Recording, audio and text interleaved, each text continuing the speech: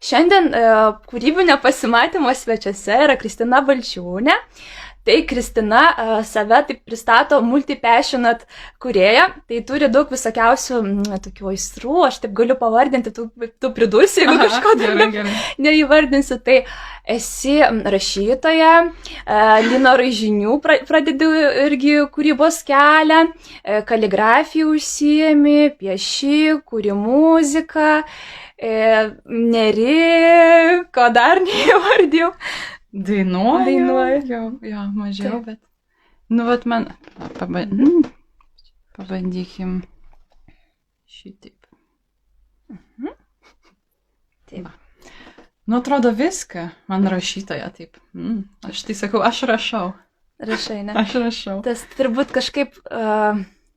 Tarytum reikia kažkokių titulų, ne? Kad jau ten knygų išleistų, turbūt. Taip, labiausiai turbūt kažkokio jo pripažinimo tokio. Arba diplomo, bet kur tu gausi rašytojo diplomą? Nu, taip. Nu, kursai yra visokiausi, bet... Taip. Bet jo, taip daugumą turbūt ir pasakėjai. Nu, būna visokių. Popierių gamina. Ai, taip, popierių paviršų. Čia mūsų toks gabendas. Reikia dar apsidairyti, gal pamatysiu užuominų, ką dar darau. Koležinų kartais, jo. Taip. Tiek. Tai vat mes pakalbėsime apie tą visą multi-passionate asmenybės dovanas ir prakeiksmus. Tai tikiu tikrai tarp klausytojų irgi yra, kas turi daug visokiausių hobių, aistrų ir vis nori naujus dalykus išbandyti ir kartais gal prigauna save, gal čia per daug, gal čia kažkaip reikia ties vienų dalykų, ties dviem apsistoti. Tai man irgi labai šita artima tema, tai mes būtinai dar taip giliau ją eisim. Bet pradžiai gal taip norėčiau pradėti pokalbį nuo tavo kūrybinės pradžios, nuo tavo vaikystės, paauglystės, kuo mėgai užsiimti vaikystėje ir vat, ar iš tų veiklų vat, ir iki šiol dar tęsiasi tie pomėgiai. Tai lengviausias atsakymas viskuo.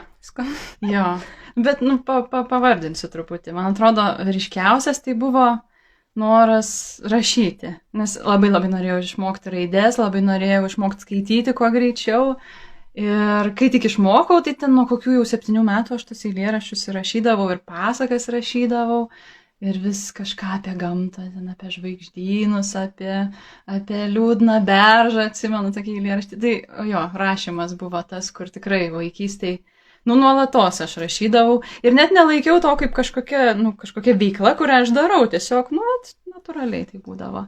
Bet iki tol dar, atsimenu, mes turėjom tokį žaidimą, žaisdavom darbą. Realiai tai buvo kažkas panašaus į junk journalingą, nes turėdavom, dar kai nemokėjau rašyti ir skaityti, tai nežinau, gal 4-5 metų mes su kaimynu turėdavom tokius sąsiuvinius ir ten mama duodavo kokių nors, čekiukų arba kažkokių lankstinukų. Ten jo mama dirbo ligoninėje, tai atnešdavo tų formų tokio pilko popieriaus, tai mes ten klijuodavom.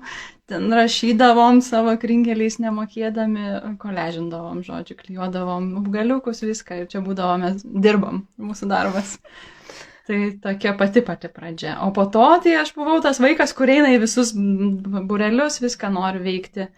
Dailę lankiau kažkiek, bet man kažkaip pats piešimas tai nelabai patiko. Man patikdavo ta koncepto dalis, kur reikia sugalvoti kažkokią idėją. Ir atsimenu vieną dar tokį savo darbą, dariau konversiuką ir ten turėjau parvežtų kažkieno iš užsienio laikraščių ir ten koležinau skirtingom kalbom, tos šonus konversiuko ten piešiau. Ir man buvo, čia tai menas, nes čia yra idėja, kad aš keliauju po pasaulį, žodžiu taip. Tada buvo choras mano nuo 2 klasės. Tai dainavimas jo buvo irgi dar ir solinis dainavimas, po to chorą pakeitė teatras, tada buvo fotografija, beje, dar vienas, kuo ir dabar užsiimu. Fotografija, bandžiau ir akademinį piešimą lankyti, nebaisiai man patiko. Bet dabar išsitraukiau kažkada pažiūrėti, ką aš ten nupiešiu ir taip nustebau, visai neblogai. Tai iš to ir liko rašymas, liko koležinimas, man atrodo, beveik viskas liko. Dainavimas ten, kada dainuoju, kada nedainuoju. Teatras, gal išnyko visai. Nors, žiūrėk, panašiai čia, mes dabar kažką panašaus prieš auditoriją darome. Taip, tikrai. Improvizuojame. Improvizacija, tikrai. O vat kodėl, kaip tu manai, kodėl tiek daug tų veiklų, kodėl tau neužtekdavo vienos, kelių, vat kodėl tiek daug visko norėjosi išbandyti, kaip tu manai? Kur paslaptis? Man atrodo, yra kažkokia siekla viduj, kuri lemia. Nes tikrai buvo draugų, kurie ten įsikerta vieną ir jie daro, ir jie tada, ten, nežinau, eina į gimnastiką ir nuo 2 ten iki 12 klasės eina į gimnastiką ir viskas.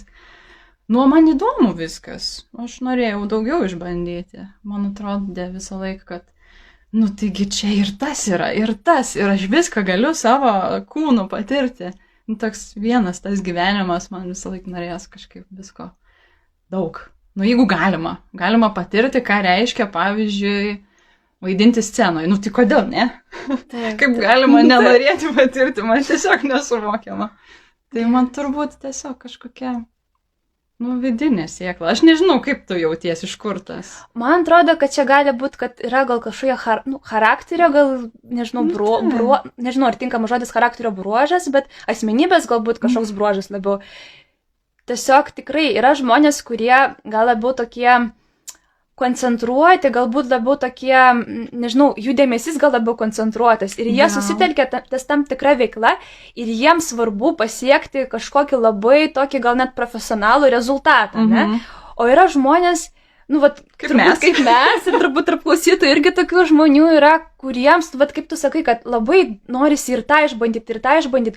Ir man dar atrodo, kad yra tas dalykas, kad tiesiog galbūt viena veikla iki galo tavęs negali realizuoti. Ir norisi, ypač, pavyzdžiui, kūryboje, tarkim, aš kaip ir pati pastebiu, kad, tarkim, tas vidinis jautrus pasaulis, jis yra labai, nu, toks turiningas ir tau tiesiog yra kažkoks toks noras jį išreikšti ir, pavyzdžiui, tarkim, galbūt rašymas iki galo negali išreikšti kažkokios vizualinės pusės. Tada tu, tarkim, ėmėsi, žinai, piešimo kažkokio, ar nežinau, tapybos, ar tos pačios fotografijos. Tada, tarkim, negali išreikšti tavo kažkokio noro galbūt sukurti kažkokį galbūt daiktą. Tada eina prie rankdarbių viskas. Nu, tiesiog, man atrodo, tokia yra, gal toksai didelis yra kūrybinė energija.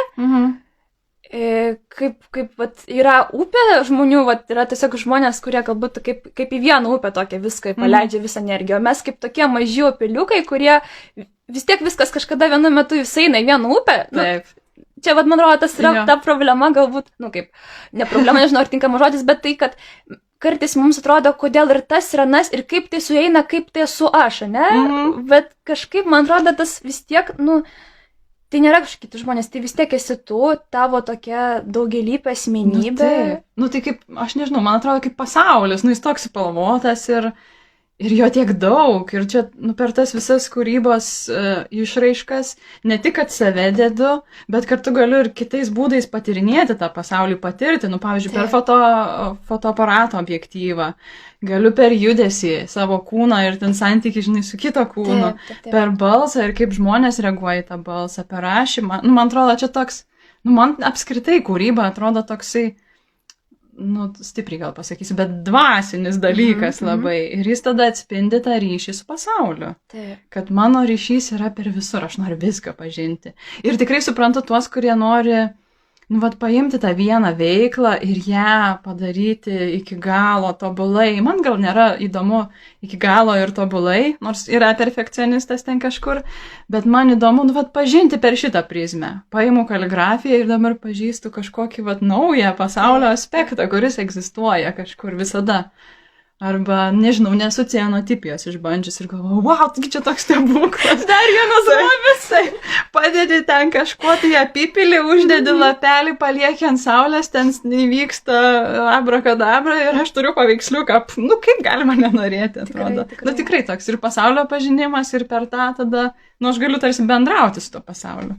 Taip, toks tau įdomus pasaulis ir tikrai, vat, tos visos rytis padeda kaip priemonės dar kažką atrasti ir dar paįdomintą gyvenimą. O šiaip, žinai, dar kas man šovė į galvą, kad man labai įdomu mokytis kitų kalbų. Ir galvoju, čia labai panašu, kaip užsienio kalbą išmokti, o dabar taip susivedė. Ir galvoju, kaip būna klausimas, jeigu galėtum turėti kokią nors supergalią, kokia būtų. Mano visą laiką būdavo mokėti visas pasaulio kalbas. Tai va čia yra apie tai turbūt. kad, Taip. aš noriu ir ten pažinti viską. Jo. Susikalbėt. Čia šiaip labai toks, galima būtų taip labai giliai paeit, va tas šitą dalim, kad tos skirtingos šakos rytis yra tiesiog kaip kalbos kažkokias. Susikalbėt su savim, su savo vidum, su pasauliu, su kitais žmonėm galbūt. Nes per vieną galbūt tą šakas rytį tu mažiau gal žmonių paliesi ir surezonuos jiems, o kai turi daugiau priemonių, tu turi daugiau galimybių kažkaip gal net ir su žmonėm, jeigu tau, aišku, tu jau pradedi dalintis tą kūrybą. Taip, bet ir save pažinti, kažkurią dalį pažįsti per vizualiką, kažkurią per balsą, per muzikos kūrimą. Jo. Tikrai. Tai va, o šiaip, čia žiūrėk, kad mes vietoje dar dalykus atrasiu. Tai šiaip įdomu, kas irgi jaučiasi esantis tokie daug hobių turėtojai, tai labai prašom, prisiduokit komentaruose, pasidalinkit savo patirtim, tai paskaitysim, pasidalinsim, tikrai labai smagu, kai žinai, kad tu nesi viena tame, nes sakau, tikrai kartais pradedi galvoti, kad su savim kažkas negerai, jeigu tu tai blaškaisi, bet tas blaškymasis tai turbūt yra labiau toks, man atrodo, čia norėjimas būti kažkuo kitu, bet norėjimas būti tuo, kaip yra generalist ir specialist, tai mes tokie generalist ir norėjimas būti specialistu, nes man atrodo, kad jų galbūt yra daugiau, arba gal pasaulis surėdytas jiems tinkamiau, kad ir to paties darbo klausimas, ar ne, reikia darbo, tai aišku, kad paprasčiau yra sėsti į kažkokias rogės, vėžes ir ten save tobulinti, tapti ekspertų ir būti ten specialistų, nežinau, man dabar, chirurgas ateina į galvą, ir tai yra toks girtinas mūsų kultūroje pasirinkimas. Tai kai to neturi ir kai kaip ir nėra rinkos tokiems generalistams, tai man atrodo iš to ir kyla abejonės, nes norisi būti irgi kažkokiu pripažintų, būti vertinamu, gal taip. Taip. Jo, čia toksai, pamastymui dalykas. Ir šiaip kažkaip aš, tas tikrai, O tarkim, ar tau, pavyzdžiui, būna taip, kad, net nežinau, čia tai man čia ateis klausimas, kad, pavyzdžiui, tarkim, kokie minusai, labiau gal, tarkim, paimkim, kokie minusai to ir kaip galbūt tu bandai kažkaip iš tų tokių, neigiamų pasiekmių, to tokio multipassionate asmenybės, nežinau, kažkaip išeit. Supratau klausimą, jo. Man atrodo, man didžiausias minusas, kad aš taip šokinėdama nuo mažens, nuo vieno prie kito, aš gal neišmokau disciplinos tiek, kiek kartais jos norėčiau. Nes vis tiek norisi pasiekti rezultatą. Pavyzdžiui, aš noriu parašyti knygą, aš tai noriu padaryti jau paskutinius, taip jau savo pripažinau, gal prieš porą metų. Spėk, ar aš ją parašiau. Kodėl neparašiau? Nes kažkaip nėra man įprasta sėsti prie vienos veiklos ir dabar jai atsidėti ten kokiam pusmečiui. Man viskas taip banguoja. Tai čia toks didelis iššūkis, kad kaip su tom bangom gyventi. Nežinau, apie tai tavo klausimas turbūt, ne? Kad minusas toks, kad nėra stabilumo, nėra to užbaigtumo, gal tokio trūksta tarytum kartais. Ypač jeigu ties projektais kažkokiais dirbi tos srities. Taip. Ir kai darau viską savo, neturiu aš kažkokių užsakovų, kurie ten užsakinėtų mano popierių arba, nežinau, kaligrafijos darbus arba eilėraščius. Galvoju, kaip būtų faina, žinai, kad ateitų koks mecenatas ir sakytų, Kristina, parašyk eilėraštį apie mano sodą, kurį aš pasodinau. Sakyčiau, taip, galiu visą knygą parašyti. Bet noris to spaudimo iš šalies. Ir deadline pasakytų dar. Taip, ir deadline irgi reikia, jo, padėtų. Tai čia, man minusas, kad disciplinos nėra kažkaip tai save priversti, bet kita vertus man tai prievarta nėra vertybė. Tai aš gal ir nenoriu savęs labai versti ir bandau save įtikinti arba bandau patikėti, kad viskas ateina savo laiku ir kad galbūt dabar yra tas etapas, kai man nereikia labai produkuoti. Juolab, šiandien žiema baigėsi. Tikrai nereikėjo savęs labai versti žiemą kažko daryti, nes iš to nesvarbu, ar aš dariau ar nedariau, bet iš to spaudimo tokio vis tiek kažkokios įtampos. Ir tada tik sunkiau dar. Tai apie tai. Tikrai, nes turbūt yra tokių etapų, kai iš vis nelabai ką norisi veikti ir tiesiog norisi pailsėti. Taip. Ir man atrodo, čia tokia dovana leisti savo pailsėti. Nes jeigu būtum specialistas, būtum chirurgas, taigi turi savo grafiką ir turi eiti ir dirbti, nesvarbu, kaip jautiesi. Yeah. Man tai netrodo, sakau, vertybė kažkaip eiti pagal kalendorių, o ne pagal savo vidų. Aišku, čia yra privilegija galėti eiti pagal savo vidų, tai aš suprantu, kad ne visiems čia taip lengva ir paprasta tiesiog leisti savo. Bet aš labai džiaugiuosi, kad aš turiu tokią galimybę. Tai ir bandau irgi išmokti taip būti. Mes kažkada su draugu vienu kalbėjom. Mes jau bandėm save spausti visai, bandėm save tarkuoti, kokie mes nevykėliai, bandėm per prievartą daryti, nepavyko. Tai gal pabandykim kažkaip su meile, gal kažkaip lengviau, gal kažkaip pagal savo vidinius ritmus. Tai aš dabar tą ir bandau. Taip. Jo, ir kažkaip, man atrodo, aš ir esu girdėjusi, kad ateities žmogus, tai jisai turi būti lankstus ir turi neapsiriboti kažkokių vienų įgūdžių, nor keliais, turi būti lankstus ir tas kūrybiškumas, ir tas gebėjimas mokėti keletas ryčių, tai tikrai, manau, šiaip bendrai paėmus, jeigu neužeina už kažkokių tokių ribų, kurių grinai neigiamos, tai yra labai didelis privalumas, tas lankstumas ir tikrai, manau, net po to, kai tu turi tiek visokiausių įgūdžių, yra, šiaip lengviau gyvenime, ta prasme, kad, nežinau, kažką ar tarkim, kuri savo verslą, ne, tu fotografuoji, tu rašai, tu dar ten ir pieši, dar kažką, ir tarsi tu gali savo tam versle, pavyzdžiui, jeigu turi kažkokį produktą, tu gali viską realiai pritaikyti ir visus tas savo gebėjimus. Arba bent jau turi suvokimą, ko tau reikia, jeigu nenori pats daryti, žinai, kokių žmonių tau reikia, ko iš jų tu nori, nes labai sunku turbūt dirbti su žmogum, kuris, aš noriu padaryti verslą, man reikia to ir to, bet aš nežinau, kas ten. O kai tu jau viską žinai, tu žinai, ko tau konkrečiai reikia. Jo.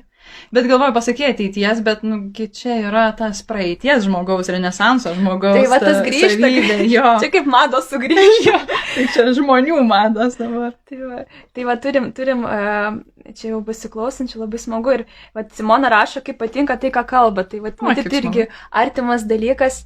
Tikrai labai kažkaip, man atrodo, kad mano aplinkoje aš nepasakyčiau, kad yra labai daug žmonių, kurie daug dalykų darytų, bet, pavyzdžiui, tarkim, mano tėtis, tai jisai, kaip mes vadinam jį visų galų meistrą auksarankių, tai jisai tikrai irgi daug ką gali padaryti. Ir aš šiaip galvoju, kad tas gal per kažkokius galbūt ir genus persiduoda. Mano tėtis irgi beje daug ką gali padaryti. Tas matyt kažkoks nėra, kad čia tiesiog kažkoks, nežinau, stebuklas. Čia viskas iš Da Vinčio, žinok, čia Da Vinčio genas per mus teka. Da Vinčio genas. Ir tas tikrai man labai gražu, kaip tu sakė, renesanso žmogus. Ir mane irgi viena pažįstama yra pavadinus renesanso moterim, tai man labai tas yra malonu, nes tikrai kažkoks. Aš, pavyzdžiui, kažkuriais etapais gyvenimo tai žiūrėdavau tai kaip į kažkokį prakeiksmą, defektą, labiau tokį. Taip, žinau. Bet turbūt su laiku, dar plus labai daug iš tikrųjų tų veiklų mano kūrybinių persikėlė į mano dabartinį darbą, verslą. Čia tokia dovana. Tai tokia dovana, bet kartu vėlgi yra labai toksai dalykas. Tai taip, aš galiu, aišku, tos jau kažkokius gebėjimus pritaikyti savo darbe. Tada atsiranda minusas, kad aš nebeturiu hobių. Man reikia ieškoti kažkokių naujų hobių. Ir tas, kai tau darbas patinka ir kai tu darai tas visas veiklas, kurios tau patinka, labai labai lengva perdegti. Irgi tas yra dalykas, nes iš to tiesiog, kur tu jauti prievolę tada jau daryti to labai daug. Taip. Tai tai aš labai kažkaip mano tokia viena iš galbūt pagrindinių pamokų, ką aš mokusi, tai kaip tu minėjai, ta disciplina. Nes manau, kad jeigu, tarsime, gerai, faktas, mes esam tokios, bet jeigu mes norim kažko realiai pasiekti gyvenime, vis tiek reikia imti kažką, nori, nenori. Taip yra, su disciplina yra taip, kad tu turi įdėti darbą, turi skirti laiko ir jeigu tu nori kažką pabaigti, tu turi ties to dirbti. Ir, tarsime, per vieną kartą tikrai nepasidarys ir tu turi to tikėti, nes, man atrodo, gal kai daug dar hobių turi, labai tokiais energijos pliūpsniais, ten, dabar tas nebeįdomu, dabar ta, ir toks labai toks visiškai, o kai tu, tarsime, čia jau yra pasiryžimas, čia jau yra atsakomybė, ir labai kažkaip aš irgi stengiuosi darbe, Nes, pavyzdžiui, aš vienu metu ties keliais dalykais dirbu, ten, pavyzdžiui, vakar, tarkim, gaminu popierių, tada čia dar fotografuoju, tada ten dar kažką prie kompiuterį reikia padaryti, nu, žodžiu, labai daug dalykų ir va, aš sakau, aha, gerai, dabar taip, kas yra dabar svarbiausia? Šitas dalykas gali palaukti, dabar koncentruosiuos ties tuo. Ir vat kažkaip, arba pagal apšvietimą, gerai, fotografija. Aš tikrai vakare nefotografuosiu, dabar apšvietimas geras, aš fotografuoju. Gerai, gamta diktuoja, ką daryti. Taip, ir vat kažkaip pagal tą, nu, vat irgi savotišką discipliną, kai tu, nu, tiesiog supranti, kad tau reikia padaryti tą dalyką, tu jį turi padaryti. Labai čia pradinga pasakyti, bet tiesiog, nu, kitaip nepadarysi. Bet galvoju, gal galima, aš aišku labai teoriškai, nes aš kažkaip, nu, sunku man susisieti su tavo vargu tuo, bet galvoju, nu, gal galima išnaudoti tą vidinę bangą, kažkaip kartu, bet su gamta, ar ne, sako, dabar šviesu, nes galvoju, ką aš esu patyrus, toks sunkumas atsiranda, kai aš labai griežtai iš anksto susidėlioju kažkokį tai grafiką ir bandau pagal jį daryti. Ir man tada toks pasipriešinimas, nes galbūt, nu, aš tuos pačius dalykus padaryčiau savaitės eigoje, bet daryčiau juos visai kitaip ir iš visai kito jausmo. Man atrodo, va čia va labai svarbu, kad iš to jausmo, kad, va, aš dabar noriu, nu, kažkokiu, tarsi reikia rėmų truputėlį.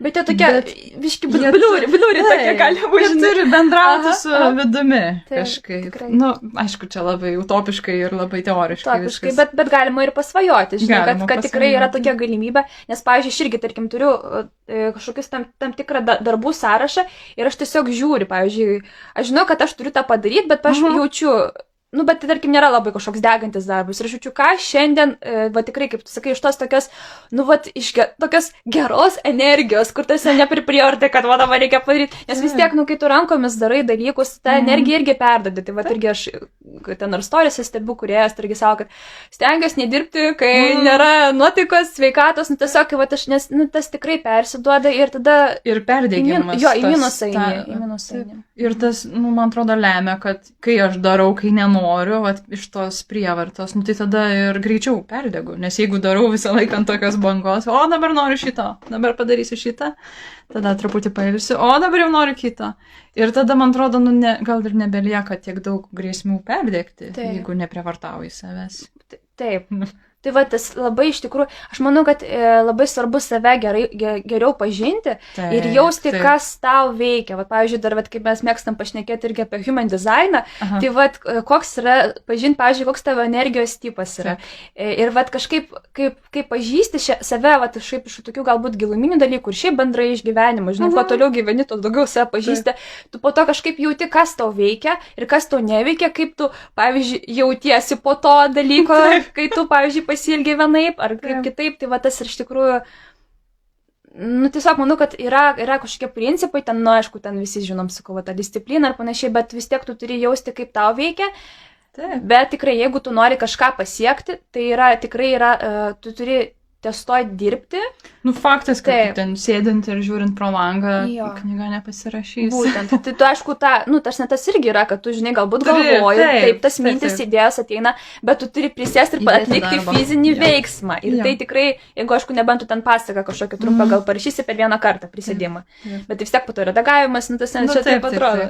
Bet va čia yra tie principai tokie, kuriuos labai reklamuoja ir siūlo visiems, kur sėdėjo kiekvieną dieną nuo 9 ten iki 2 ir rašyk, ne, pavyzdžiui. Bet jie veikia tiems žmonėms, kurie gali, vat, kurie, man atrodo, yra tie specialistai, kurie tiesiog gali prie vienos užduoties. O mūsų tas, vat, principas, nu, mums nėra receptų kažkokių labai daug sukurta, mums patiems reikia kiekvienam savo vidinį kažkokį receptą. Pasižiūrėti, ten yragi moters ciklas, dar kuriom dienom aš ten ką galiu veikti, kuriuo paros metu ką galiu veikti. Ir tai yra gerokai daugiau darbo ir kartais, man atrodo, iš to tingėjimo įdėti va šitą darbą, mes tada, nu, tai aš dabar čia discipliną užsiimsiu, darysiu kiekvieną dieną nuo 9 iki 5 ir tada po 2 savaičių aš nebenoriu nieko daryti. Jo, tai va tas tikrai, nes tikrai, va, tikrai labai daug tokių, va, Jo, ir moters ciklai, ir šiaip gamtos ciklai, ir menulio ciklai. Čia, aišku, galim labai daug pasiteisinimų ieškoti, Nu, taip, bet tai yra tiesos tame Čia tikrai. kaip panaudosi. Gali naudoti pasiteisinimams, bet gali naudoti ir, kaip atrasti tą produktyviausią savo laiką ir siekti kažko. Jo. Galų gale yra visiškai okei nesiekti nieko, man atrodo, kartais Taip. ir tai yra, Tikrai. tiesiog nebūtina juk. Jeigu gali kažkaip, tai ir nesiek. Taip. Arba jeigu gali deadline pasidaryti ne už 3 dienų ir ten save tarkuoti, o už 3 savaičių, tai daryk. Jo. Ir jeigu tau tiesiog gerai daryti daug dalykų vienu metu, tai irgi daryk. Taip. Pavyzdžiui, tarkim, aš tai, kartais man labai faina, aš tiesiog, realiai, jeigu tiesiog sekmadienis, pavyzdžiui, dirbu ties savo kūrybinius projektais ir aš vienu metu darau kelis ir aš ant tokios energijos, ant tokios bangos ir man faina. Ir tiesiog, o kartais būna dienų, kur aš iš vis nieko nesukuriu. Ir aš tiesiog žinau, kad ateis toks laikas, kai aš vėl ten gal varysiu ir man labai bus smagu.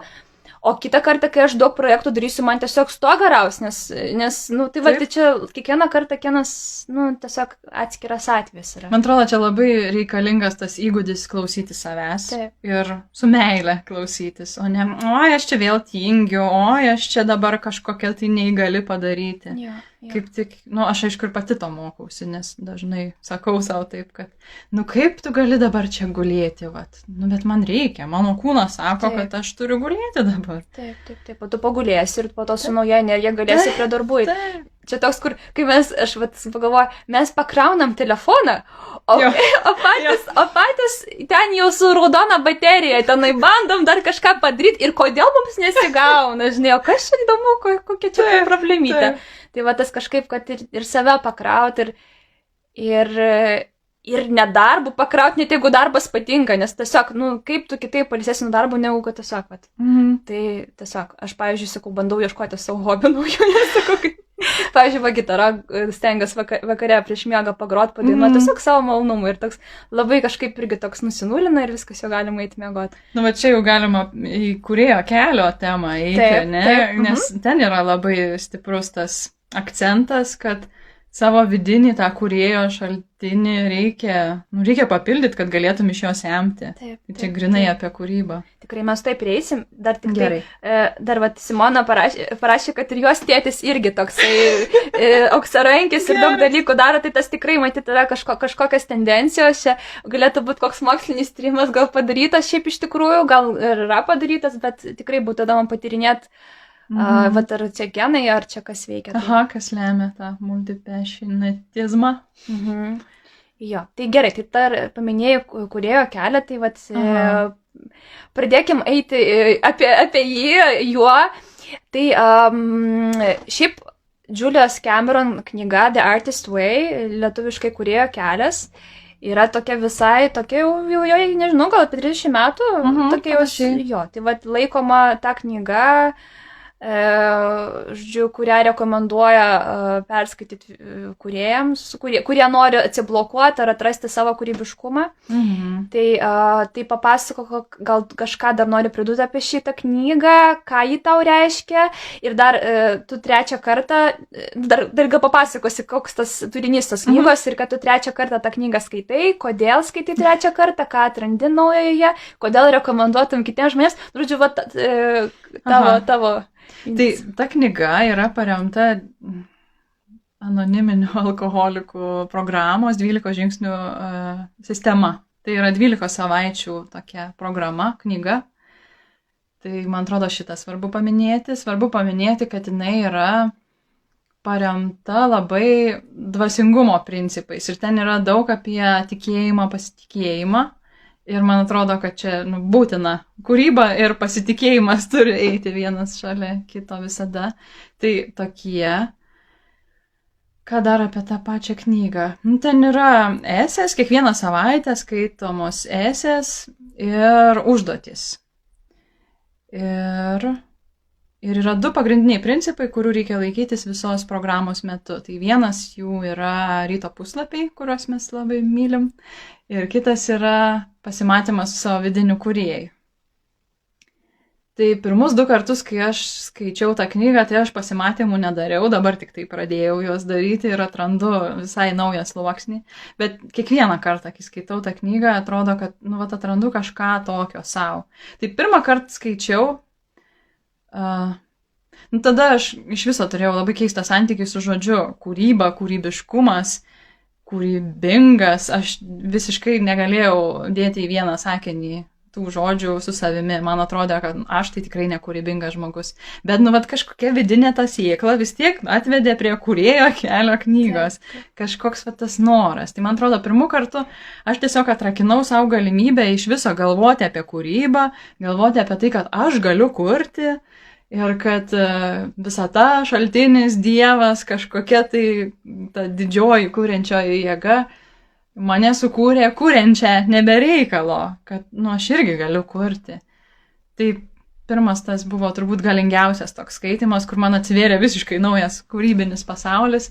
Ir aš tada ten metų eigoje kažkaip daug ko dariau, nes dariau visus tos pratimus labai stropiai. Ir labai man patikdavo tie įsivaizduojami gyvenimai, kur įsivaizduok, ko norėtum būti. Tai aš ten išbandydavau viską, turbūt. Ir tų metų pabaigoje tada, aš gal vasarį irgi ėjau programą ir gale gruodį, sausį, gal jau net kitą, pradėjau kurti muziką ir man atrodė, wow, aš kuriu muziką? Taigi čia yra kažkoks dievų užsiėmimas, čia tik tai išskirtiniai žmonės apskritai gali kurti, o aš vat atsisėdau savo prie GarageBando ir sukūriau dainą ir aš ten klausiau ją 1000 kartų, man taip patiko. Tai vat tą daro ta knyga žmonėm, kurie iš tikrųjų turi viduje norą kurti, bet net nesugeba savo garsiai pasakyti, kad nori kurti. O dėl smalsumo, tai pliusiuką gal galit padėti komentaruose, kas yra perskaitęs tą knygą, labai įdomu, tai sužinot. Rašo, pirmą kartą pagalvoju, kad kuriant svarbiausia nebijoti klysti. Nu va, čia man atrodo irgi apie tikėjimą ir pasitikėjimą, nes kūryba toks, jeigu nori, nu iš tikrųjų, vat, kurti ir patirti tą kūrybinį džiaugsmą, tai turi paleisti visą kontrolę. Viską, nes niekada nežinai, kur ten pasisuks ir iš kur tavo ateis kažkokia mintis, kur va čia, va, nežinau, jeigu pieši, kur, nu va čia padėti potėpį. Arba jeigu kuri muziką, nu va tokį akordą įdėsiu, nors aš ten sugalvojau kažką prieš tai darysiu. Man su tekstais taip visą laiką būna. Aš galvoju, kelias dienas užsirašinėju ir tada jau atsisėdu jau tą rašyti pagal planą ir pradedu sakinį ir tas sakinys mane neša ir tada pradžioje anksčiau nervindavausi, betgi aš sugalvojau, čia yra mano planas, aš turiu jo laikytis ir galvoju, ne, čia ne kūryba, panelė. Reikia varyti ten, kur neša. Ir va tam reikia labai didelio pasitikėjimo ir nebijoti, kad, nu, va, čia gali būti nesąmonė iš tikrųjų. Ta mintis gali nuvesti ten, kur paskui skaitysiu ir, nu ne, gal nenoriu šito publishinti. Nu, bet tai atėjo man. Tai va leisti tai kūrybai taip laisvai eiti, tai tikrai reikia tikėjimo, kažkokia tai jėga. Kad ir tom pačiom savo mintim, kurios ateina, kad ir kuo tikėtum, iš kur jos ten atsiranda. Taip. O dar grįžtant prie kūrėjo kelio knygos, tai man, pavyzdžiui, va taip dar aš savo patirtim pasidalinsiu, kad aš skaičiau gal 1,5 kartą šitą knygą. Pirmą kartą bandžiau, bet kažkaip aš tiesiog gal ties ryto puslapis ir tiesiog apsistojau. Ir po to 2 kartą perskaičiau. Tai man iš tikrųjų iš visos knygos, aš tų užduočių ten jau labai miglotę prisimenu, bet labiausiai man būtent ryto puslapiai. Ir paliko įspūdį, tai sakau, aš jau dabar vis pamirštu, kiek aš metų rašiau kiekvieną mielą dieną, bet 4 metus tikrai. Tarsime, jie buvo kažkoks, nežinau, atrodo, jie visiškai yra paprasti. Tarsime, kas gal jeigu nežino, tai ryto puslapiai, vat, viena iš užduočių, kūrėjo kelio knygos. Ir tai yra tiesiog sąmonės srautas. Tai Džiulija savo, kad ten 3 puslapiai. Aš pradžioje tiek rašydavau, po to tiesiog šiaip rašydavau tiek, kiek gaudavosi. Tiesiog sąmonės srauto. Išsirašyti viską, kas galvoj. Ir tada, vat, iš tikrųjų, tas geras pašalinis efektas yra, kad išsivalo kažkokiu būdu galva. Ir ateina naujų idėjų į tą tuščią vietą. Arba kažkokių, nežinau, minčių, pastebėjimų. Žodžiu, kažkokius tarytum tu išsivalai ir tiesiog atsiranda tokia švarus kambarys įvykti gražiems dalykams. Man atrodo, dar prie tų efektų daug galima pavardinti. Aš net galvoju, reikia turbūt jau rašyti tekstą, ką galima iš ryto puslapių gauti. Bet kitas man labai stiprus buvo, kad kai rašai, nu dažnai eina kažkokios ten kasdieniai kažkokie tai, nežinau, trikdžiai, kažkokie nepasitenkinimai ir rašau vieną dieną, man čia tas nepatinka kažkaip, tada atsisėdu antrą dieną, vėl man apie tą patį sukasi. Ir va tas užrašymas, jis tarsi padaro tą problemą tokią labai matomą ir labai tikrą. Taip. Ir tada jau ten 3-4 dieną žiūriu, kiek galima apie tą patį čia gromuliuoti. Nes šiaip jeigu neužrašytum, tai ten gromuliuotum metais turbūt tą patį. Būtent. O užrašai ir tada kažkaip vat natūraliai, o kaip čia galima būtų išspręsti va tą dalyką, kuris man nepatinka. Ir ten tų idėjų tiek būna. Kitas būna, man kartais rašau ir atrodo nėra čia apie ką rašyti, tada rašau nėra apie ką rašyti ir taip kažkur taip giliai atrodo nugrimstu į tokį pusiau sapnišką būseną ir iš ten pradeda piltis tokie netikėti kažkokios pasakos arba pamatau paukštį ir aš ten jau įsivaizduoju, kad, rašau, neturiu ką rašyti, o skrenda paukštis ir tada ten važiuoja. Ja, ir tas paukštis ten jau gyvena savo gyvenimą, kuris ten skrenda, žinai, iš karto istorijos arba eiliuotai pradedi rašyti. Tikrai, vat kaip tu sakai, išsivalo. Ir man tai būdavo, pirmi 1,5 puslapio rašau ir tada jau pradedu jausti, jau nebeturiu ką rašyti, gal neberašysiu, bet galvoju, ne, va čia yra tas momentas, kur reikia biški dar daugiau parašyti ir tada ten, wow. Atsiveria tada, ten, kur, wow. toks, kur čia kai lipi į kalną ir atrodo, nebegaliu, jau atsibodu, čia pavargau, o ten, va, liko ten, nežinau, keli metrai ir ten jau ten viršūnė. Pamatysi viską, ko tau reikia. Jo, tas tikrai. Aš, pavyzdžiui, kai pati pradėjau ryto puslapius rašyti, tai jos pradėjau rašyti, kai buvau labai sunkioje gyvenimiškoje situacijoje, tikrai jau nebežinojau, ką iš vis daryti, kur eiti, tarsi visiškai buvo tokia, nesakysiu to žodžio, bet tikrai prastai jaučiausi ir, kaip tu sakai, aš irgi vis skūsdavausi, rašydavau ir vėl pirmą dieną rašau, gerai, antrą dieną, trečią, jau po 5 dienos man jau pačiai bloga nuo savęs darosi ir tikrai, čia kaip būna kartais koks nors artimas žmogus ar draugas skundžiasi ir vėl tą patį, ir vėl tos pačios problemos, ir taip jau norisi pasakyti, vaikeli mielas, tu pažiūrėk, norisi spręsti ar nenori spręsti. Jo. Tai aišku, tas pasiskūsti yra labai, labai, kaip sakyti, sveika, ir tikrai, aš manau, net iš tikrųjų, net man man sumažėjo noras skųstis žmonėms. Nes turi puslapius. Tai toks dar ir socialiniams dalykams gerai. Bet čia gal yra apie tai, kad, tą emociją išliejai, nes šiaip tai mes kasdienybėj tokie, viskas gerai, žinai, o tenai puslapiuose kažkokiu būdu bent jau ta emocija išsilieja. Ir tik tada, kai tu ją leidi pabūti kurį laiką, tik tada jau gali kažkas to daryti. Jo, ir būti išgirstai, nes tie skundai, jie irgi turi vietos. Taip, aišku. Tik tai vis tiek turi būti, ribotas tos aukos pozicijos laikas. Tarsi, kai užsibūni, tada tiesiog nebegerai, jau niekur tu iš ten neįsi. Bet čia visada, man atrodo, tas yra atsiklausti, ko aš dabar noriu. O gal man dabar reikia tiesiog pasiventiliuoti. Jo, tai tas okei. O gal jau aš nebenoriu, nes man jau, kaip sakai, bloga nuo savęs tos ventiliuojančios. Jo. Tai tikrai rekomenduojam, jeigu ar neskaitėt Kūrėjo kelio, ar tiesiog net nenorit skaityti, tai nepadarėm geros reklamos, tai tikrai bent jau rekomenduoju, jeigu, pavyzdžiui, ir sunkesnis gyvenimo etapas, ar tiesiog kažkokio norite aiškumo, tai pradėti ryto puslapius rašyti.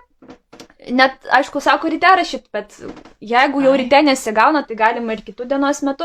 Bet tikrai, iš tikrųjų, tas man dar svarbu ryto puslapiuose, kad tu tiesiog gali būti savimi, bet kokia. Taip. Bloga, gera, viską rašai ir tas tiesiog, kad išsikalbėti ir tada, iš to palengvėjimo tiesiog ir, kaip sakyti, išlieja tą visą ar gražius dalykus ir tiesiog, tikrai tas kažkaip... nežinau, man ypač tas patiko, kad aš tada galiu jau būti, galiu būti kažkokia be kažkokių trikdžių savimi, eiti žmonės ir bendrauti, ir man kažkaip ir zlumo sumažėjo, nes tiesiog atrodo, kad kartais žmonės manęs nesupranta, nes manęs negirdi. Ryto puslapiai jūsų receptas, prašom, išrašykit popierius, viskas sugeria, po to galima perdirbti. Tiksliai. Tai va, tas tikrai. Jo. Nu, pirma, svarbu pačiai save išgirsti, pačiai save suprasti, tai čia toks tobulas įrankis. Kaip sakai, žmonės nesupranta, o ar aš save suprantu. Būtent. Būtent. Aš tau net nepasakau, kas man negerai ir noriu, kad jau suprasčiau. O čia prašom, išrašai, supranti viskas, supranti save ir tada... Ir po to žmonės kitus pradės geriau suprasti. Man iš tikrųjų tas yra, kartais aš taip anksčiau tai būdavo tokia, aš pati tokia būdavo, kad pati savęs nesuprantu, kas čia man darosi, kažkokie ten ir žulys, kažkoks ten, žinai, po to kažkaip buvo, tai gal dėl to, ir gal dar dėl to, žinai, ir po to, pavyzdžiui, kai kiti žmonės taip elgėsi, aš galvoju, kitiems žmonės, šitas tai kažkoks nervuotas, o aš, pavyzdžiui, kai tu esi per tą perėjus, tu galvoju, tai gal jam tiesiog kažkokie vidiniai sunkumai, jis tiesiog negali išreikšti savo emocijų ir jisai tiesiog per kažkokį irzlumą jam galbūt lengviausia ar per pyktį, ar irzlumą, per tas tokias, tokias emocijas išleisti savo tą garą kažkokią, ar vidinės. Tai dar ir empatijos galima pasitreniruoti su puslapiais. Taip. Tai va, tai turim tik tai vieną pliusiuką, tai žinokit, kviečiam skaityti tikrai, jeigu rezonuoja. Taip, tai va, dar Rūta Marsi, o ar skaitote vėliau savo ryto puslapius, ar yra tame naudos? Yra, man atrodo, pagal programą, gal kokioje 8 savaitėje yra rekomendacija perskaityti prieš tai parašytus puslapius. Ir aš esu tai dariusi. Ir tame naudos buvo, kad galėjau išsirinkti, man atrodo, net su 3 markeriais dariau, nes aš rašydavau dar ir savo sapnus. Tai mėlynas būdavo, pasibraukiu, ką sapnavau. Tada ten raudonas berods buvo citatoms, kur kažkoks gražus sakinys tiesiog gavosi, tai va tuos išsirinkau. Ir geltoną naudojau šiaip idėjoms kažkokioms, kur, nežinau, sugalvoju, būtų faina ten padaryti koliažą su to ir to ir to, arba, būtų faina knyga apie tą ir tą ir tą. Tai tokių knygučių pas mane pribraukytų gal 8 jau kokios. Tai, didelis darbas, nes bent jau man, tai prisikopė tų puslapių per 4-5 metus, tai, žiauriai daug. Tai dabar aš išmokau daryti taip.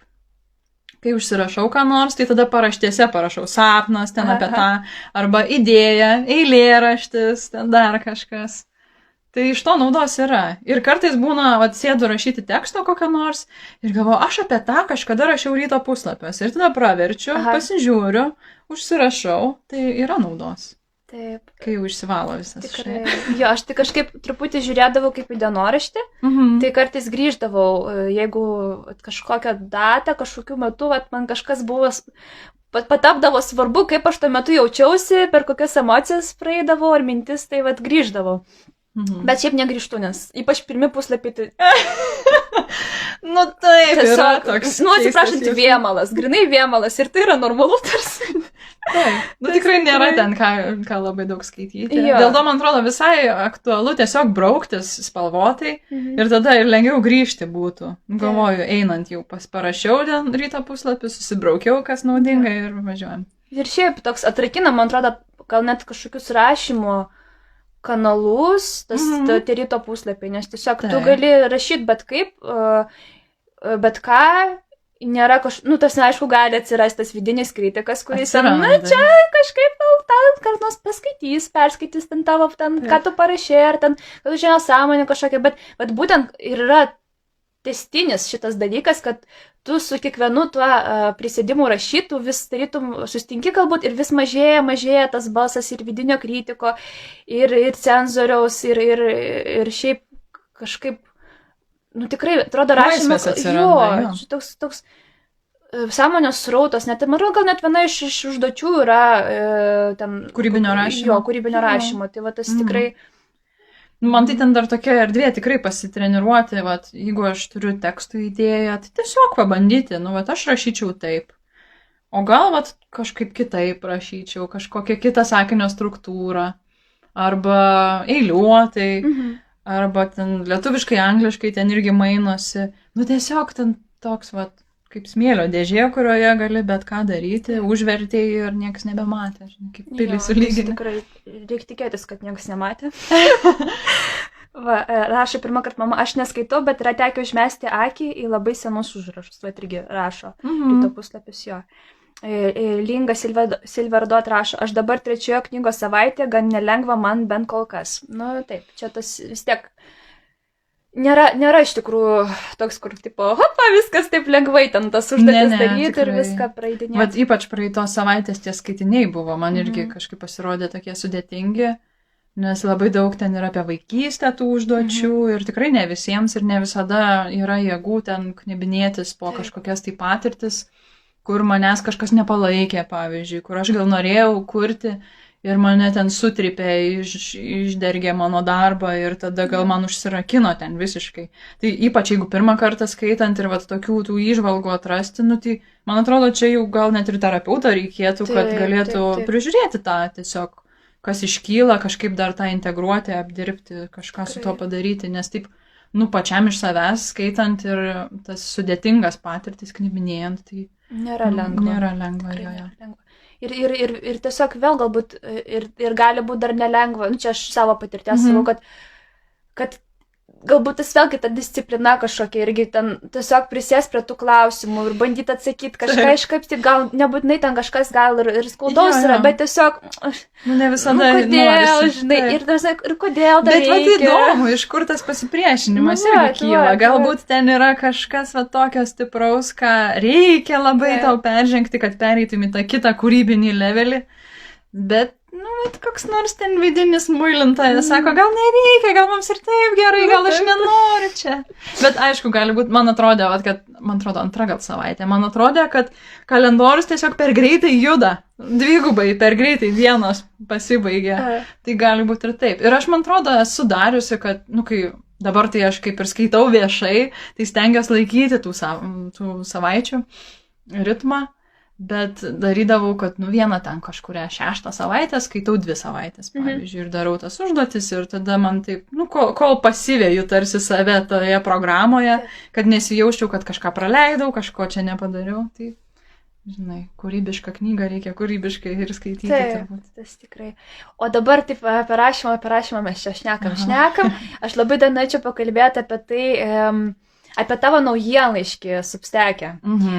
Tu pradėjai rugsėjo mėnesį dalintis savo tekstais, kurie yra labai išjausti, einantis per vidinius dalykus, kurie ne visada yra ir lengvi.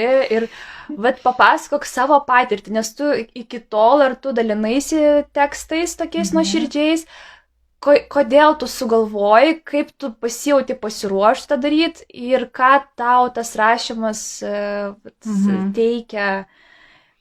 Ką patyrėjai? Nu tai ne, aš niekada nerašiau viešai ir ypač tokių tekstų, tokių, kurie išjausti, kaip sakai, tikrai ten iš vidinių dalykų, apie visokius terapijose atrastus kažkokius tai dalykus, temas, įžvalgas ir panašiai. O man atrodo, kad atėjo laikas, kad aš tiesiog nebegalėjau jau neberašyti. Ir taip, terapijoje turbūt paskutiniai 1,5 metų iki rugsėjo ir buvo. Aš noriu rašyti, aš noriu, bet aš negaliu. Ir toks, tas kankinimas savęs, kur aš jau žinau, kad noriu, bet yra tiek dar daug ten uždėta tų plytų ir jas po vieną reikėjo nuiminėti, kas ten trukdo, kas neleidžia, kodėl baisu ir panašiai. Ir galiausiai kažkaip tiesiog vieną dieną ėjau aš su nosinė tokia sulankstyta rankose ir net nusifotografavau aš tą ir mano pirmas tekstas turbūt ir buvo apie tai.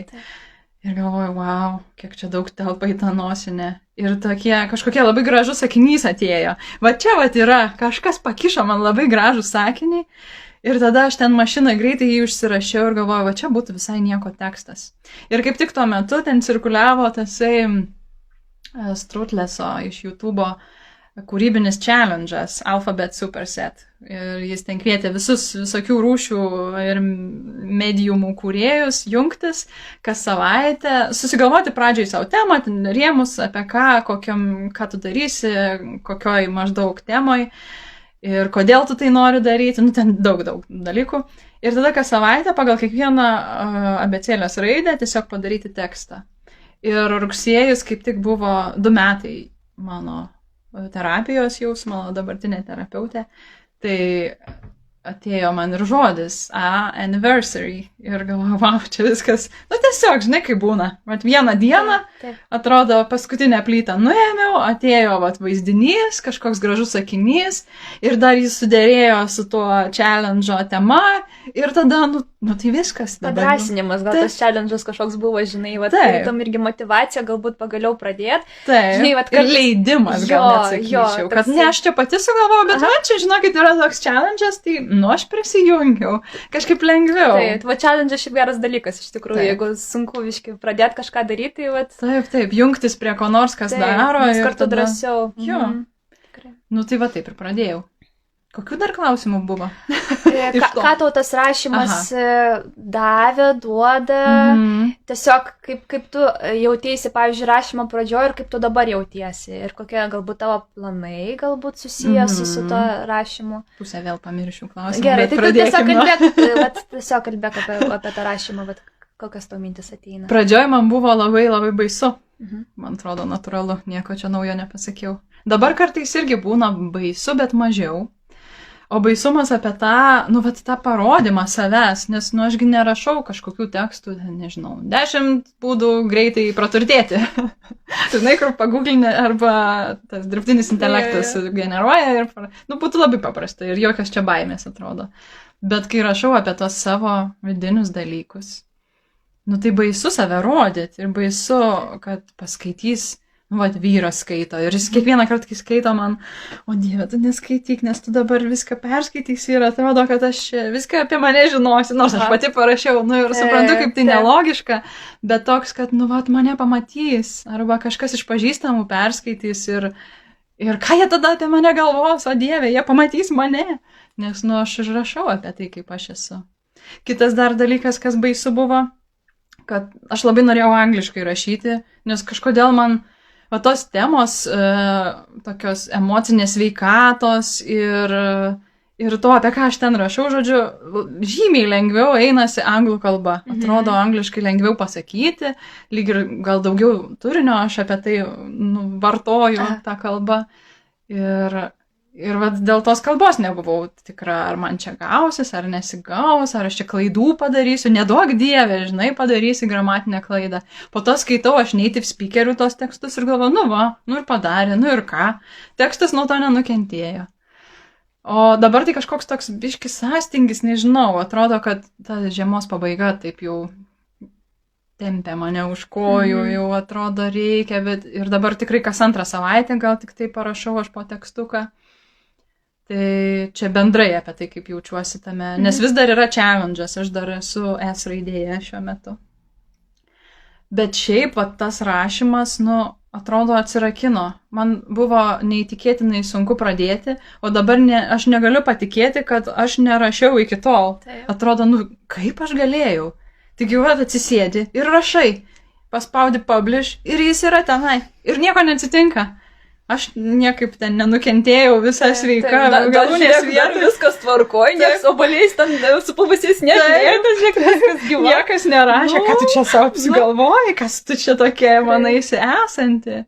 Tai vidiniai, man atrodo, labiau tokie asmenys gyvena viduje ir jie ten prigazdina. Taip, nes iš išorės tai, nu, tik tai teigiamas tas feedbackas. Ir labai daug tokių susilaukė. Vat po paskutinio teksto buvo, kad pora žmonių net sakė, kad, nu, va, iki ašarų palėtė. Ir galvoju, wow, mano tekstas iki ašarų palėtė. Tai čia, nežinau, ko dar daugiau galima norėti. Pinigų nebent už tą tekstą.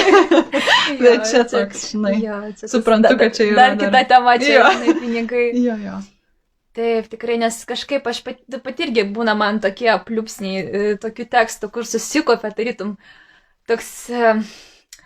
Gal iš mano šių dalykų toksai, vat, tokia sankaupa, plus dar girdžiu, kad žmonės aplinkui kažkokius panašius dalykus išgyvena ir tada tiesiog, vat, tekstas atsiranda. Ir tada kažkaip toks, viena visgi mano dalis būna, kad ne, čia bus per daug drąsų dalintis, čia tikrai, vat, gal kažkas nesupras, ten galvos, kad su manim kažkas negerai, gal čia, žinai, kažkas tokio.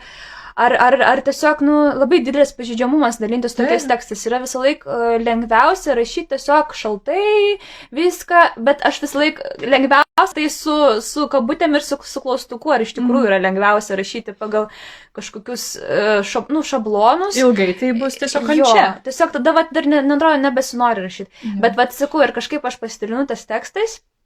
Ir esu labai labai pažeidžiama, bet iš kitos pusės aš suprantu, kad ateina tas tekstas, tos temos pagrumuliavimas ne veltui pas mane, nes aš galbūt būtent su tas žmogus, kuris gali tai žodinti, parašyti, pasidalinti ir būtent su tai žmonėm, kurie yra aplinkui mane, nes turbūt greičiausiai, kad jiems reikia tą išgirsti, nes aš sakau, čia ne tik tai mano vidiniai dalykai, aš girdžiu, ką žmonės jaučia ir tiesiog tas surezonuoja ir tada man rašo žmonės, kad, tu ten pasakai taip, kaip aš jaučiuosi, žinai, ar man irgi taip yra. Ir tas kažkaip yra pažeidžiamumas, yra kaina, atvirumas jo nėra smagus dalykas šiaip bendrai paėmus, bet po to yra labai tas toksai, kaip pasakyti, man toks nudirbtas darbas, padariau, padariau ir tada, žinok, man atrodo, tarsi ateina ir dar daugiau tada. Nes mato, kad va šitas žmogus, jis patikimas, mes galim jo pasitikėti. Šitas kanalas geras, jis mūsų nepaveš, žinai. Ir man atrodo, kad tikrai tas tokia, kaip pasakyti, aš, pavyzdžiui, irgi save kartais prigaunu. Aš ir tą padarau, ir galvoju, tai klausyk, tai gal kažkaip reikia savo vadžias čia stabdyti, žinai, gal kažkokios atsargos tai pasibaigs ir galvoju, ne, padariau ir paleidžiu, viskas. Tarsi, atėjo pas mane idėja, aš ją padariau, varom toliau, tarsi, lygiai tas pats su tekstais. Ten jau baimė kalba. Taip, lygiai tas pats ir su tekstais. Atėjo man, aš parašiau, toliau varau gyventi ir man palengvėja ir žmonės perskaito. Tikrai, aišku, nes nereikia tikėtis, kad visiems ten rezonuos ar bus suprantama ir tai, tarsi, tai yra normalu, bet tikrai atsiras žmonės, kuriems reikėjo to teksto, reikėjo to atviro pasidalinimo, nuoširdumo, tokio, kaip pasakyti, jie perskaito, supranta, kad jie nėra vieni tame ir man atrodo, kad tas yra svarbiausia rašyme, kad, viena iš žavesnių dalykų, kad mes, kaip ir knygos, ten kažkas, aš neatsimenu dabar tikslios citatos, bet kad tu nesijauti vienas, kai skaitai knygas, tu gyveni tiesiog, su tai žmonėm kažkaip tas rašymas ir dalinimas į savo nuoširdžiais kažkokiais praeis dalykas, jis irgi yra, kad legalizavimas galbūt kažkoks, tiesiog, kad žiūrėk, aš irgi taip jaučiuosi. Bet žinai, man dar norisi ir tą patvirtinti, kad tai, kad man reikia parašyti tekstą, yra absoliučiai pakankama priežastis jį parašyti. Taip. Čia jau yra pasiekmes, ta prasme, kaip jau ten žmonės, kas jau yra, čia yra pasiekmes. Tikėkime, kad jos bus geras pasiekmes. Bet čia jau nuo mūsų kažkas gali susinervinti, žinai, jeigu tokia gilė, skaudžia tiesa. Tai yra viskas leidžiama, viskas. Mane irgi yra žmonės, kurie trigerina savo tekstais. Taip, ne visus mėgsti. Taip, labai bus stipriai trigerina, tiesiog unfollow, ta prasme, čia nieko veido neteškė, kad tekstą, civilizuoti. Tai va, tu man priminėjai, kas dabar vyksta su manim, ką aš galvoju viską. Tas challenge'as savaitinis, jis va ir nedėra su tuo mano vidiniu ritmu. Kaip greitai aš galiu subrandinti tokį tekstą, kurį aš pati noriu publishinti. Tai man truputėlį dabar yra, bet jau nedaug tų raidžių liko, galvoju, pabaigsiu. Bet ką aš toliau noriu daryti, kad aš noriu rašyti tada, kai man susikaupia kažkoks tekstas, kuris tikrai man svarbus ir kurį aš jaučiu, kad, negaliu neparašyti tiesiog. Taip. Tai čia apie tuos tokius. Negaliu neparašyti, negaliu nedaryti, man atrodo, čia tas raktinis dalykas. Gali būti. Kaip sako, jeigu gali nerašyti, tai ir nerašyk, jeigu gali nedaryti, tai ir nedaryk geriau. Bet jeigu jau negali nedaryti, tu turi daryti, tu privalai daryti, nes jeigu tu to nepadarysi, tai kas kitas padarys, arba tu eisi vėl į minusą kažkokią. Jo. Toks, kur tarytum tu kažkur kokią kaimanuką savo vidui paliksi, numesi tokį, žinai. Taip, o jie kaupėsi, tikrai. Bet turiu kitą, žinai, apie planus čia rašymo, kad aš labai noriu parašyti knygą grožinė. Tiesiog turiu ten kelias idėjas romanui. Ir va čia dar neatėjo gal tas jausmas, kad, negaliu nerašyti, nes vis kažkaip nepasirašo. Ir šiandien kaip tik ryte galvoju, viskas, reikia disciplinos, reikia susijimti. Ir dabar suprantu, kad tai taip yra priešinga tam, ką mes ką tik kalbėjom, kad nereikia man disciplinos, man reikia sulaukti, kada ateis jausmas, kad viskas, jau aš dabar nebegaliu jo neparašyti. Tikrai. Nes man irgi nėra taip, kad, o dabar aš atsisėsiu ir parašysiu kokį nors tokį labai nuoširdų tekstuką, žinai. Tarsi čia yra toks, ateina ir turi viską mesti, turi mesti viską. Šlapiai iš dušo bėgi ten meštuką. Čia labiau yra toks dalykas. Bet žinai, ką dabar supratau? Tam mums ir reikia labai daug veiklų, nes tu vienoj brandini, kitoj darai. Kol ten aš neriu, tol man bręsta tekstas. Kol aš, nežinau, liną raižau, tol aš galvoju apie kokį nors šaliką. Ten, žinai, jau gimsta šalikas, kurį aš nersiu vėliau. Ir va čia, bet kai kalbam apie tą kūrybą, kuri, iš kažkur ateina jinai, tai va tam reikia, man atrodo, turėti vietos, judėti kažkur. Būtent. Nes tas tekstas gali ir 2-3 savaitės neateiti, ir mėnesį, tai negi sėdėsi. Lauk tekstą. O kurti tai yra vis tiek kažkoks noras. Judėti, kurti, kažką meistrauti, daryti su rankom. Tikrai. Man atrodo dabar, kad nėra tai baisu tiesiog būti, žinai, namų šeimininkė. Jo. Kur kažką, namus kuriu, ten tvarkausi. Čia mes su Kristina esam, žodžiu, mūsų moterų kurie bendruomenės grupė, tai mes ten pašnekam labai daug visokiausiamis temomis.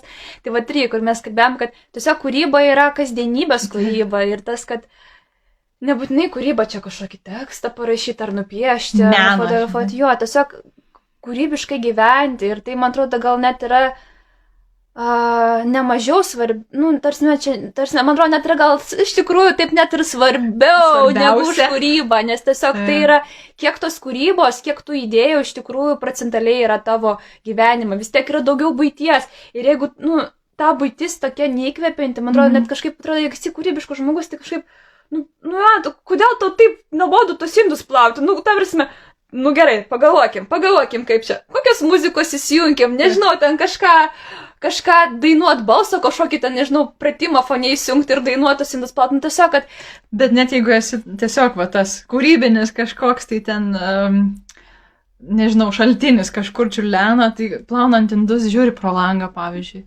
Ir taip gražu, toks gražus medis, žinai. Taip. Arba, paukštį girdžiu ir plaunu indus ir, kaip faina paukštis čiulba. Mindfulness meditacija. Bet čia apie tą bendravimą su pasauliu irgi kažkaip, kažkuo tai pasikrauni, tada parašai eilėraštį. Tai, žinai. Čia beje labai gražų filmą žiūrėjau. Puikios dienos vadinasi, Perfect Days, dabar rodo kinuose. Vat apie tą paprastą gyvenimą. Ten yra apie vyrą, japoną, kuris dirba tualetų valytoju. Ir jis turi tokią muilinytę, su kuria kiekvieną dieną nufotografuoja kadrą. Ten mano, įsimylėjau aš tą filmą. Jo. Dar kitas, čia labai, kažkaip man rezonuoja ir panašu į Pattersoną. Taip, šitą po to žiūrėjau, grįžęs, kažkas jau sakė, kad panašu. Taip, irgi apie tą. Autobusų vairuotojas, kuris važinėjasi su užrašų knygutė ir ten rašo eilėraščius. Taip, bet apie tą paprastą tokį. Tikrai. Tai va. Oi, čia mes ten gerai pašnekėjom. Taip, žinok, kai panelė Zy rašo, busi pirma eilė tavo knygos. O, kaip tai faina. Ačiū. Gerai, pasižiūrėkim dar, ką čia mes... Aš manau, kad mes galim dabar jau čia mes valandą šnekam, tai gal mes turėjom 2 klausimus iš auditorijos, kurie dar valandos kalbėjimo, žodžiu, bet mes tenksimės kaip įmanoma trumpiau atsakyti, jeigu tai įmanoma. Bet žodžiu, gal pradėkim nuo to tokio paprastesnio kabutėse klausimo. Tai kokios buvo didžiausios baimės, bet jas pavyko įveikti? Dabar turbūt ir ateina ta baimė parodyti save. Nežinau, ar pavyko ją įveikti. Man atrodo, ją kiekvieną dieną tenka kažkokiais būdais įveikti. Ir šiandien su tavim kalbant, žinai, rodantis kažkokiai auditorijai irgi yra apie tai, kad, aš turiu parodyti save. Ir nesinori kažkaip ten iš anksto susiplanuoti, kokį aš fasadą parodysiu. norisi ateiti, nu ir gyvai pasirodyti tau ir tavo mūsų auditorijai. Tai apie tai yra baimė. Ir ją kasdien turbūt pavyksta po truputį įveikti. Nu ir su rašymu, man atrodo, labiausiai buvo apie tai. Arba tiesiog pasakyti žmonėms, kad, žinai, aš noriu kurti. Nu, taip net jautru kažkaip daros, kad, nu, vat, man tokia buvo didelė baimė. Nes kažkaip tai, jo, kažkaip labai slėpdavau. Ir vaikystėje nelabai aš gal ir rodydavau, nu, iki tam tikro amžiaus rodydavau, po to nustojau rodyti ir pamenu paauglystėje jau rašiau eilėraščius ir man juos labai baisu būdavo rodyti kitiems. Nes atrodė, pamatys kažką čia mano viduj, kažkaip, nu, kaip apsinuoginti. Ir vat nuo tada iki pat, vat, kol nepradėjau rodyti savo tekstų, man atrodė tas labai labai baisu. Taip, tai tas, kur tos baimės, jas iki galo įveikti turbūt gal ir neįmanoma. Tiesiog jos mažėja, jos vis tiek kažkiek lieka. Arba išmoksti su jom. Jos daryti. Pasidedi į parankę, pasiimi baimę, aš žinau, man baisu, bet man svarbu. Jo, tikrai. Tas tikrai kažkaip paklausti, ar baisiau bus, jeigu aš padarysiu, ar aš nepadarysiu. Laiko bėgyje. Man atrodo, visada atsakymas būna. Baisiau bus, jeigu nieko nepadarysiu. Jo, tikrai. Tai va, tai man irgi ta pažeidžiamumo galbūt baimė tokia didžiausia, bet nežinau, man kažkaip vėlgi tas, kad, nu, tikrai, ypač kai dar ten, taip jau, auditorija auga, daugėja žmonių, gal pradžioje yra tavo rato žmonės, saugus burbulas, po to galbūt auga daugiau tų žmonių, atsiranda tokie žmonės galbūt, kurie gal ir nelabai supras ir gali būti ir kažkaip kandžiai pakomentuos ar įskaudins. Tai gal kažkokia tokia baimė yra, bet kol kas dar nieko tokio nebuvo. Ten, kai kokie straipsniai pasirodydavo, ten interviu kokiose Lietuvos ryto ar ten dar kažkur ten, tai aš net komentarų neskaitydavau. Tiesiog tegūn ten žmonės, srutas, ryto puslapį žmonės matot nerašo. Jie rašo komentarus. Jie rašo komentarus, Delfyje, nu tavasme. Nu tiesiog, tai va, kūrybiškumas, nu turi pasireikšti, išsiliet kažkur. Tai va, tai jie lieja tenais ir ne pačia gražiausia forma, bet man ir nesvarbu, jie ne apie mane tai yra, va tas kažkaip ne apie mane. Bet baisu būti įskaudintam, baisu kažkaip sulaukti to kažkokio. Tai... Tikrai, bet vėlgi tas, man atrodo, kuo daugiau darai, tu, kaip pasakyti, kai tu pati žinai apie save tokius dalykus ir žmogus pasako, tai kaip ir teoriškai neturėtų tai skaudinti. Turiu meni, kad tu pati žinai apie tas, nu, tipo, nieko naujo tu man nepasakė. Gal skaudės. Jo, biški, jeigu tavo apie tema tokia, nu, žinai, ten, nu, tai tarkim, gal ir skaudės, taip, tai tikrai gali skaudėti, pavyzdžiui, nežinau, ten, kad ir paėmus gyvenimiškus dalykus, ten, nu, tai vaikų, kada vaikai, kada ten, tas, tau tu supranti, kad, nu, taip, aš neturiu vaikų, bet pavyzdžiui, gal nesigauna, gal tai yra kažkokia vidinė skaudi tema, bet faktas yra toks ir kažkaip, nu, čia gal, nežinau, gal nelabai tinkamas pavyzdys, bet tiesiog, kai tu pažįsti save labiau, tai tiesiog gal, nu, žmogus tai tik tai žiūrėk, bet, nu, jo, taip yra, nu, tai ką dabar man? Nu, taip, tai toks trumpalaikis skausmelis, kad kažkaip pajudino žaizdelę, bet... Jo, o kai ten kažką to pasako, ir taip, pavyzdžiui, tu nesi to pastebėjęs, nu, tarkim, aš nesu pastebėjusi, kad aš, pavyzdžiui, darau, ir man pasako, ir man tada iškart gali kažkaip toks mini paralyžius būti, tai gal aš visai iš vis nekalbėsiu, jeigu aš toks, o ne, aš net nepastebėjau, žinai, toks tada kažkoks, man atrodo, gal didesnė galbūt grėsmė yra, kai bet čia man apie tokią baimę apskritai kažkokį, tai, nu, padaryti kažkokią nekokybę arba kažkokią klaidą, vat, į viešumą paleisti kažką labai negražaus, man su dainavimu tai buvo.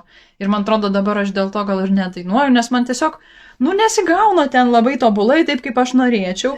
Ir tada aš klausau įrašus koncertų. Nu ir man gėda, man baisu, man gėda, man skauda, aš nenoriu ir galvoju, aš visai tada neisiu į tos koncertus, man ten per daug streso, aš nedainuosiu. Tai biškai gal gaila dėl to, bet gal aš ir nenoriu ten tiek daug pastangų dėti, kad, žinai, tobulinčiau, kad pasiekčiau tą lygį, kuriame aš norėčiau galbūt idealiai būti. Tikrai. Ir man atrodo šiaip, jeigu, kaip pasakyti, jeigu tu kažko labai labai iš tikrųjų nori, tai tikrai, va, ta baimė... Jeigu negali nedaryti. Jo, vėlgi, tarsi tikrai su baime tada, nu, kažkaip bandai eiti. Vis tiek bijai, ir darai. Ir tikrai, nu, kažkiek apmažėja tą baimę, bet jo, čia toks, sakau, dar labai lieka daug neatsakytų dalykų. Čia didelis klausimas. Jo, nu, vat, ir toks prieš paskutinis klausimas, nes paskutinis klausimas bus nuo manęs dar. Tai prieš paskutinis klausimas mūsų klausytojas. Tai yra, kokia gyvenimo prasmė. Taip. Ačiū už klausimą. Čia toks jau pabaiga, gal galima rezumuoti kažką, gal net iš mūsų pokalbio. Man atrodo, kad rezumuosis, nes aš kai ir galvojau apie tą klausimą, tai panašiom temom galvojau. Bet gal galima biškį tokio, žinai, įžangos.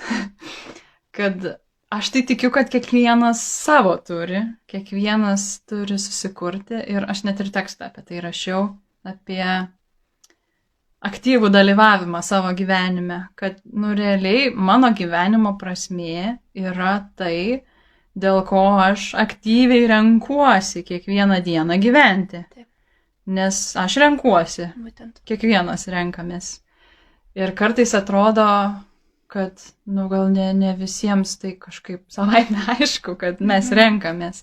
Nes dažnai, va, ir tas klausimas apie prasmę būna toks, kad, nu, va, čia kažkaip nėra prasmės, čia neprasminga, kad kas čia vyksta, kodėl, nes galvoju, nu, tai gal, jeigu prisijimtum, kad čia mano atsakomybėje yra tą gyvenimą gyventi ir kad aš renkuosi jį gyventi, aš galiu pasirinkti ir kitaip, nors tai gal labai nepriimtina, bet galiu pasirinkti. Taip.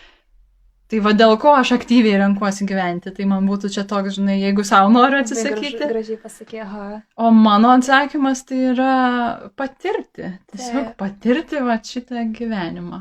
Ir man atrodo, apie tai, ką pradžioj kalbėjom, tai va čia galima gražinti, kad per kūrybą labai labai galima visai patirti. Ir kad patirti viską, ir tas baimės patirti, ir tokį džiaugsmą, ir euforiją, ir kažkokį ryšį va, su kitais. Ir, nežinau, viską patirti, ką įmanoma žmogui patirti čia, nežinau, netektį patirti, jos irgi neišvengiamos, kažkokį skausmą, kažkokį džiaugsmą, nu, kiek mano fiziškai galimybės leidžia, tai aš ir noriu patirti. Ir dabar tai man labiausiai yra apie tą tiesiog natūralaus pasaulio, natūralios gamtos patyrimą. Taip labai paprastai, irgi kaip tose filmuose. Taip. Kad, nu, vat, kas natūraliai vyksta, tą ir norisi patirti. Tai tikrai. Tiek tos prasmės. Kažkaip aš tai atsimenu, nu čia gal iš tokių traumuojančių atsakymų, tai kažkada man per psichologijos paskaitas, nu, ten psichologijos įvadą turėjom universitete. Tai dėstytojas pasakė kažkaip ten maždaug, kad gyvenimo prasmė yra tiesiog, va, susirasti ten partnerį kažkokį, pagimdyti vaikų, tarsi, kad, nu, realiai, iš tikrųjų, gyvenimo prasmė yra pratesti gyvenimą. Ta prasme, kad pavyzdžiui, paėmus gyvūnus, nu, kokia gyvenimo prasmė, jiems tiesiog išgyventi, susilaukti palikuonių, pratesti, žodžiu, kad tęstųsi gyvenimas. Ir aš tokia, kas čia per nesąmonė, čia kažkokia gilesnių prasme, ta prasme, ir po to irgi ten visokiausių, ten tų filosofų pasiklausai, ir ten kalbančių žmonių šitomis temomis, ir kažkaip tikrai, va, kažkaip rodo, kad, nu jo, yra prasme tokia nu, bet jeigu, pavyzdžiui, net ir nepavyksta galbūt, ar ten savo palikuonius mes realiai savo tasą galim kurti kiekvieną dieną kažkokius, ar per tą pačią kūrybą. Tai irgi kažkoks savęs pratesimas darbais, tai kažkaip jo, ir tikrai, vat, nu, tikrai, kiekvienas susikuria savo tikrai kažkokią prasmę, asmeninę, nes, sakau, jeigu taip tiesiog buitiškai žiūrint, tiesiog tarsi, va, tokia prasmė yra tiesiog pratesti gyvenimą. Bet čia tokia gyventi, valgyti, kakoti, tarsi, bet mes žmonės... Biologinė, taip, man čia biologinė. kažkaip. Tai, bet yra daugiau mūsų sluoksnių. Ir neįkvepia toks dalykas, ta prasme, nu kažkoks, nes tai yra kažkokie tiesiog kaip kertiniai kažkokie dalykai, bet vėlgi ta kasdienybė tai jų užpildo ir kasdienybės yra daugiau negu tu, pavyzdžiui, ten susirandi ten partnerį, pagimdai vaiką, tarsi, o tu gyveni tose tarpuose kažkaip vis tiek daugiau laiko, negu kad vyksta ten tie dalykai. Tai kažkaip va tas, kad surasti kažkokių dalykų, kurie tikrai, va, jo, kiekvieną dieną rinktumės gyvenimą, rinktumės jį patirti, Jo, vat kažkaip ir kinas savo prasme susikūrė papildomą, dar tikrai, kas jį vežtų, kas jį uždegtų. Kodėl aš noriu gyventi, ką aš noriu veikti, kažkam prasme, gal tikrai kažkokį pasiekimą, kažką save taip ištobulinti iki kažkokio tokio lygio. O jeigu žmonės tiesiog renkasi paprastą gyvenimą kažkokiu, tai čia irgi viskas gerai. Kiekvienas turi savo pasirinkti dalyką ir nebūtinai tą gyvenimo prasmė, mano turi sutapti su kažko kito. Tiesiog visi gyvena taip, kaip nori gyventi ir kiekvienas turi atsakomybę. Jo, savo gyvenimo galiausiai vis tiek pats reguliuoti. Man dar patinka atsitraukti taip atgal. Dabar mes kaip tik žiūrim su vyru tokią dokumentiką apie planetos evoliuciją visą nuo milijardus metų atgal. Ir kai pažiūri, kiek šitoj planetoje įvyko visokių dalykų, ten kiek 99% iš viso egzistavusių rūšių gyvūnijos yra jau išnykę. Mes turim 1% iš viso, kas iš viso yra egzistavę. Ir tada matyti save, toj trumpoje atkarpoje, aš čia esu šitoj žemėj, kur čia buvo ir metano dujų dangus, ir ledynmetis, ir kas tik nori. Ir tada kažkaip, tą pamatyti, kad, wow, aš turiu tokią galimybę pabūti ant tokios planetos, čia kažkiek... Būtent šiuo etapu gyvenimo. Kada čia viskas taip gražu, žinai. Aišku, visko yra, bet... Visko yra, bet... Čia toks iš toliau. Čia jau, kai jau gimsti žmogum, tai jau pasirašai paktą, kad patirsi viską ir džiaugsmą, ir liūdėsi. Bet čia man yra prasmė. Viską ir patirti. Taip, viską patirti. Nes kažkada vis tiek baigsis. Jo, ir branginti ir dėkoti tiesiog irgi už dieną. Kažkaip tas tiesiog, nes, atrodo, kad kartais labai dalykai atrodo savaime suprantami, bet, taip. Nieko nėra savaime suprantama.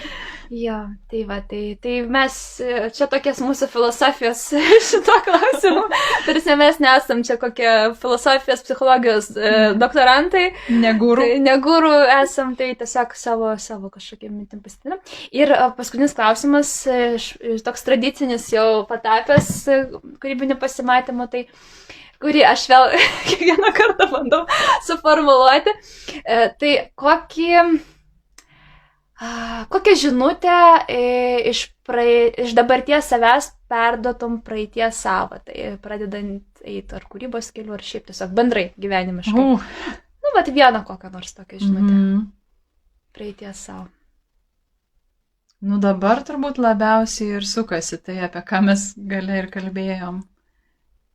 Priminčiau savo, kad aš aktyviai renkuosi pati. Aš galiu pasirinkti, ką noriu patirti. Ar čia yra tiek daug visko, ką galima patirti. Ir kad baimę patirsiu nepaisant nieko. Kad neįmanoma jos išjungti, neįmanoma jos atsikratyti. Ir kad teks eiti su jie. Ir tik tai einant su visais savo jausmais, baimėm, nedrasumais kažkokiais, tik tai taip ir nueisi kažkur.